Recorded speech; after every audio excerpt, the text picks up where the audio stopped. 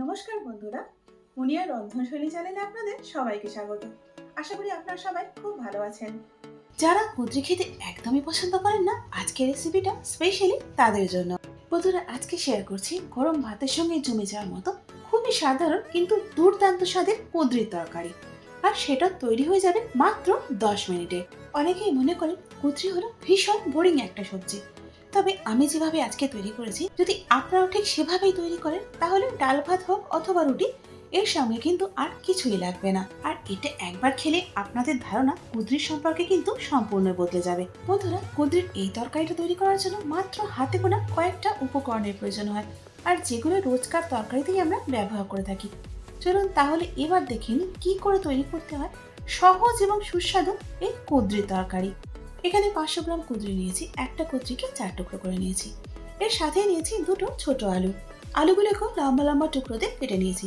দেখুন, এখানে আলুর টুকরোগুলো না খুব বেশি মোটা আর নাই খুব পাতলা, যাতে করে কুঁদরিগুলো সেদ্ধ হওয়ার সাথে সাথে আলুগুলো সেদ্ধ হয়ে যায়।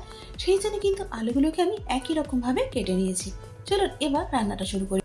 এখন কড়াতে সর্ষের তেল দিয়ে দিচ্ছি 4 টেবিল চামচ। ফোড়নের জন্য দিয়ে দিচ্ছি হাফ চা চামচ কালো জিরে আর দুটো পাকা লঙ্কা। এর সাথে হিং দিয়ে দিচ্ছি একটুখানি। এবার ফোড়নগুলোকে কিছুক্ষণের জন্য নাড়াচাড়া করে নিচ্ছি। এখন দিয়ে দিচ্ছি 1 টেবিল চামচ রসুন বাটা। আপনারা চাইলে রসুন থেঁতো করেও দিতে পারেন। এবার রসুনটাকে ভেজে নেব ততক্ষণ পর্যন্ত যতক্ষণ না রসুনের কাঁচা গন্ধটা চলে যাচ্ছে। রসুনটা ভাজা হয়ে গেছে। এবার এর মধ্যে দিয়ে দিচ্ছি কেটে রাখা কুঁদরি এবং আলুটা, দুটোই আমি এখানে একসাথে দিয়ে দিচ্ছি। এখন মিডিয়াম হিটে সবজিগুলোকে আমি 7 থেকে 8 মিনিটের জন্য ভেজে নেব, যাতে করে সবজিগুলো প্রায় 60 to 70% পর্যন্ত সেদ্ধ হয়ে যায়। বন্ধুরা, আজকে কুঁদরুর এই তরকারিটা আমি যেভাবে করছি আপনারা অবশ্যই একবার এভাবে করে দেখুন। আপনারা নিজেরাই বুঝতে পারবেন যে গরম ভাতের সঙ্গে এটা খেলে আর অন্য কোনো সবজি বা পদের কিন্তু দরকার পড়বে না। আর সবজি যদি একটু এভাবে ভেজে নিয়ে তরকারি করা হয় তাহলে তার টেস্ট কিন্তু বহুগুণ বেড়ে যায়। প্রায় 8 মিনিট মতো মিডিয়াম হিসেবে আমি সবজিগুলোকে ভেজে নিয়েছি। এবার এর মধ্যে দিয়ে দিচ্ছি 1 চা চামচ জিরের গুঁড়ো। জিরের গুঁড়োর পর এখন এখানে দিয়ে দিচ্ছি 1 চা চামচ হলুদ গুঁড়ো। দিয়ে দিচ্ছি 1 চা চামচ লঙ্কার গুঁড়ো। আপনারা চাইলে এখানে গুঁড়ো লঙ্কার পরিবর্তে কাঁচা লঙ্কা বাটাও ব্যবহার করতে পারেন। সবজির মধ্যে মশলাগুলো দেওয়ার পর আবার মিনিট 2 জন্য ভেজে নিচ্ছি, যাতে করে মশলার কাঁচা গন্ধটা চলে যায়। তবে কিন্তু বেশিক্ষণ ভাজা যাবে না, তাহলে মশলাগুলো পুড়ে গিয়ে তরকারির রংটা কালো হয়ে যাবে।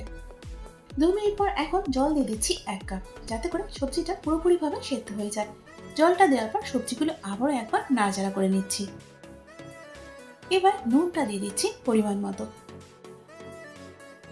নুনটা যাতে তরকারির সঙ্গে ভালো মতো মিশে যায় সেই জন্য একবার সবজিগুলো ভালো করে নাড়াচাড়া করে নিচ্ছি।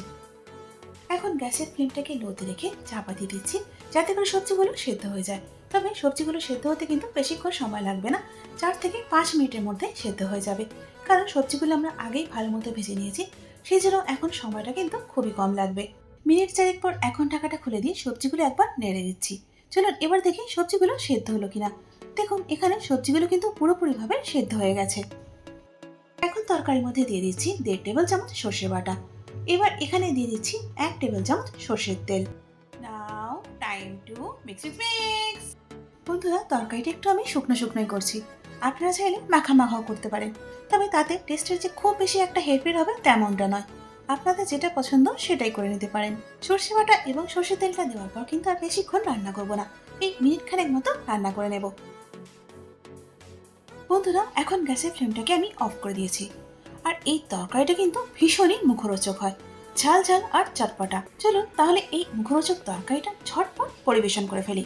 তাহলে বন্ধুরা, দেখলেন তো কত সহজে আর কত কম সময়ের মধ্যে, তাও আবার ঘরের সাধারণ কয়েকটা উপকরণ দিয়ে তৈরি হয়ে গেল দারুণ টেস্টি এই কুঁদরু তরকারি। আর বন্ধুরা, যদি আপনারা একবার এভাবে কুঁদরিটা তৈরি করেন তাহলে যারা কুঁদরি খেতে ভালোবাসেন না তারাও কিন্তু দিব্যি আঙুল চেটে পুটে খাবে।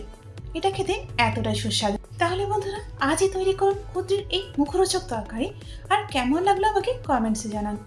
যদি রেসিপিটা ভালো লেগে থাকে তাহলে একটা লাইক করে দিন, আর তারই সাথে বন্ধু বান্ধব এবং আত্মীয় পরিজনের মধ্যেও শেয়ার করে দিন।